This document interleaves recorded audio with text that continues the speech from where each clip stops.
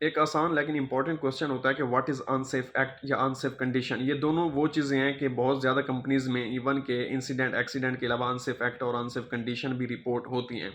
तो unsafe act जो है वो ह्यूमन बिहेवियर प्रॉब्लम होता है जो इंसान करता है, यानी कि कोई भी वर्कर अगर कोई गलत काम कर रहा है वो अनसेफ एक्ट होगा जिसकी वजह से कोई इंसिडेंट या एक्सीडेंट हो सकता है। मतलब एक वर्कर जो है वो गलत एक्टिविटी कर रहा है या पीपीईज नहीं पहने हुए जो कि रिक्वायर्ड है तो उस परमिट के तहत। इसी तरह अनसेफ कंडीशन जो है वो इन्वायरमेंटल या साइट प्रॉब्लम होती है। कोई भी कंडीशन ऐसी जो कि सेफ्टी को बाईपास कर रही हो या सेफ्टी के खिलाफ हो वो अनसेफ कंडीशन होगी।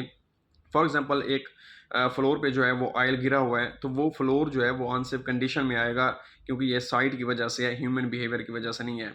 तो अनसेफ एक्ट जो कोई भी एक परमिट पे पीपीएस लिखी हुई है, फॉर एग्जांपल एक स्कैफोल्डिंग पे बंदा काम कर रहा है वर्कर, लेकिन उसने इम्पैक्ट ग्लव्स नहीं पहने हुए जो कि स्कैफोल्डिंग के में यूज़ होते हैं, तो वो अनसेफ एक्ट होगा और ये बाद में इंसिडेंट या एक्सीडेंट का बायस बन सकता है। इसी तरह अनसेफ कंडीशन में यही होगी कि अगर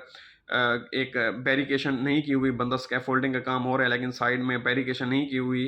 तो कोई भी बंदा नीचे से गुजरेगा तो उसके ऊपर कोई फॉलिंग ऑब्जेक्ट्स गिर जाएगा, तो ये अनसेफ कंडीशन में आएगा कि प्रॉपर बैरिकेशन नहीं की हुई या फिर फ्लोर पे ऑयल वगैरह गिरा हुआ है या बहुत ज़्यादा जो है वो कोई भी एक्टिविटी आप कर रहे हैं वो सामान इधर उधर बिखेर के प्रॉपर तरीके से सेग्रीगेट नहीं किया हुआ, तो ये सारी सिचुएशन अनसेफ कंडीशन में आएगी। अब अनसेफ एक्ट और अनसेफ कंडीशन, इसका मेन डिफरेंस यही है कि अनसेफ